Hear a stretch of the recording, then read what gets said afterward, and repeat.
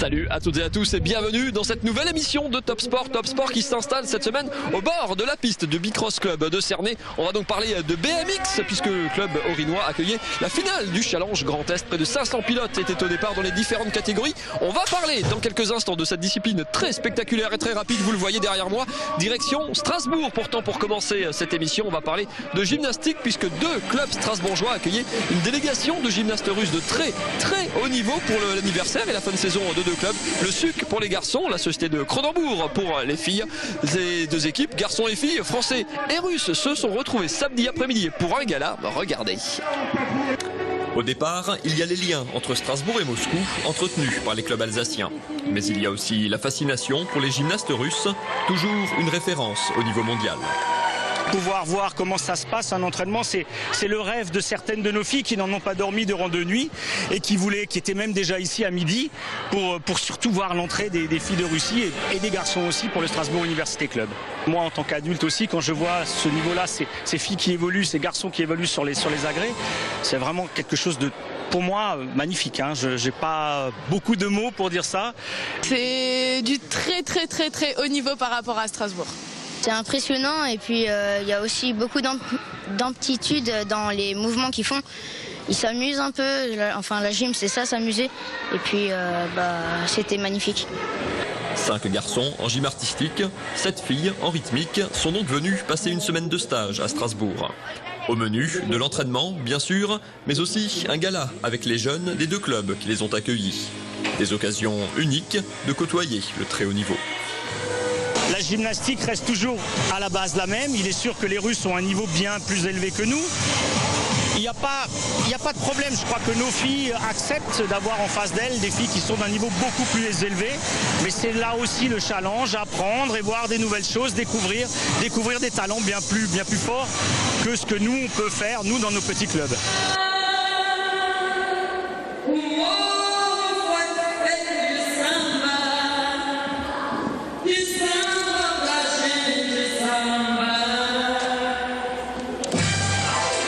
Sur le praticable, il n'y avait rien de moins que l'équipe junior de Russie, championne d'Europe en titre.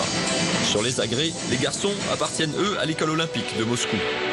Et si le niveau a bluffé les jeunes Alsaciens, les entraînements et l'image de rigueur extrême de la gym russe les impressionnent tout autant.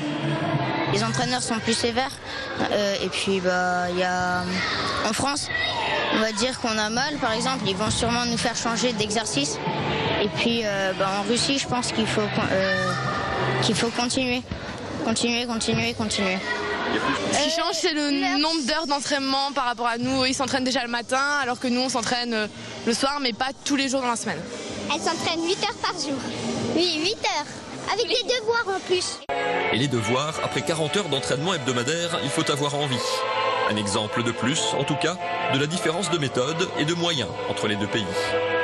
Dans les clubs, ce volume d'entraînement est quasiment irréalisable pour des problèmes de scolarité où en Russie tout est très différent. Les filles arrêtent leur école, les garçons aussi très tôt dans l'après-midi, donc ils passent 6 à 8 heures dans les salles après l'école.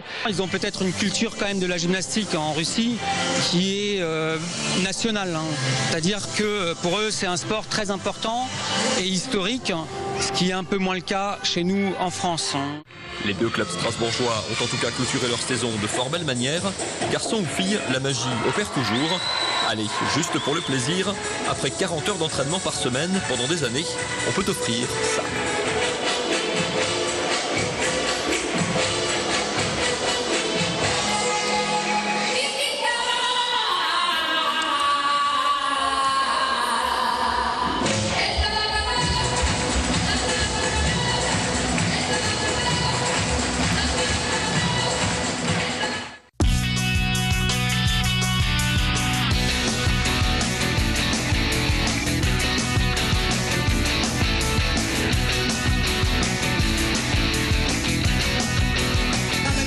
se retrouve donc au bord de la piste de Cernay avec Eric Decréon, le président du club local. Bonjour. Bonjour.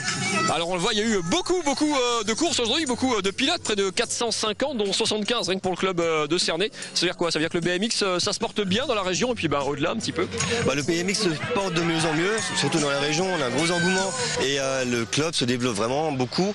On a 150 pilotes en interne ici, on a une grosse quote-part à Colmar, Strasbourg se porte bien, nos clubs à Schwenheim, donc le BMX en lui-même est très moteur au niveau de la FFC. Alors ils sont un petit peu cachés par leur casque, mais quand on regarde bien un petit peu en dessous, il y a beaucoup de monde, il y a beaucoup de jeunes, il y a des moins jeunes aussi, il y a des filles aussi. Qui vient vers le BMX aujourd'hui? Un peu tout le monde, des anciens pilotes qui reviennent parce qu'ils emmènent leurs enfants, et ensuite c'est un sport qui est fun, qui est très amusant. À partir du moment où l'enfant peut faire des petites cabrioles, faire la course, rouler sur des bosses, ça marche. Qu'est-ce que viennent chercher les licenciés chez vous? On vient chercher un petit peu d'adrénaline, des sensations. Il y en a qui font que du loisir, de la compétition. On peut tout faire, ça se prête à tout ça en fait. Le club, la discipline est ouverte à tout. On a beaucoup de loisirs. Sur les 150 pilotes ou 150 membres, il y en a effectivement 75 qui sont inscrits. Donc il y a beaucoup de monde qui roule comme ça pour s'amuser, pour suivre. Et après, on a toujours un noyau dur de 30, 40 ou 50 pilotes qui font vraiment toutes les compétitions, quoi. Alors on voit sur les images, les pilotes ont quand même des gants, des casques, sous le maillot il y a des protections aussi. Rassurer un petit peu les parents qui cherchent un sport pour faire à leur enfant au mois de septembre. On a vu quelques chutes, mais on se fait jamais vraiment mal quand même au BMX. Non, il y a très rarement des accidents très graves. Bon après ça va vite. Les bosses sont quelquefois, faut les maîtriser, donc ça ne passe pas tout seul. Donc faut du courage, faut de la technique.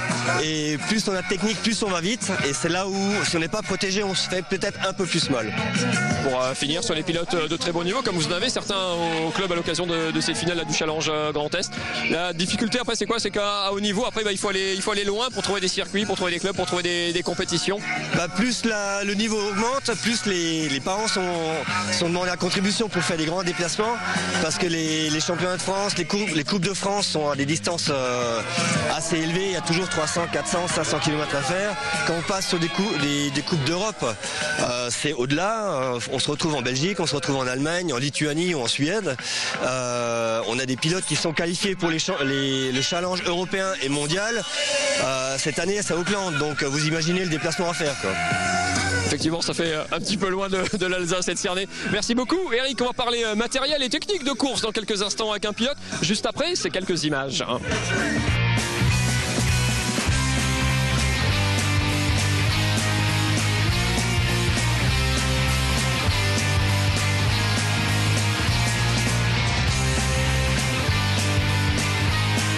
Allez, on va parler matériel un petit peu, toujours au bord de la piste de Cernay. On est avec Mathéo Wolf, un des cadets du club qui court aujourd'hui.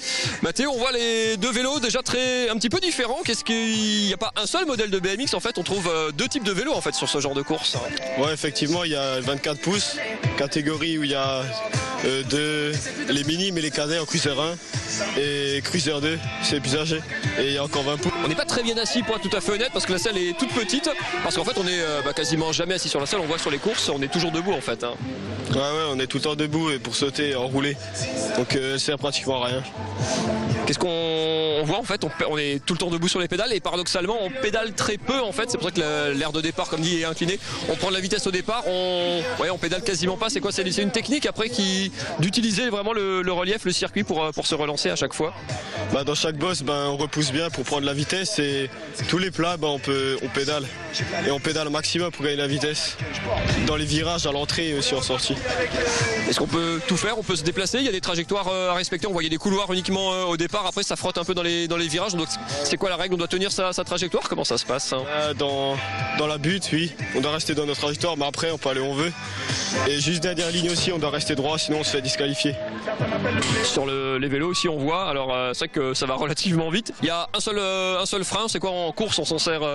C'est en cas d'urgence, on va dire. En course, on s'en sert pas normalement. On s'en sert pratiquement pas, sauf s'il y a une chute ou pour freiner dans les virages. Sinon, on s'en sert presque pas. On voit aussi que les positions sont souvent faites relativement tôt. Le départ, quand se passe le départ, c'est vraiment la partie, c'est quoi la plus importante de la course? Si on rate son départ, c'est compliqué après. C'est 70% de la course, donc si on rate le start, c'est plus compliqué de passer après.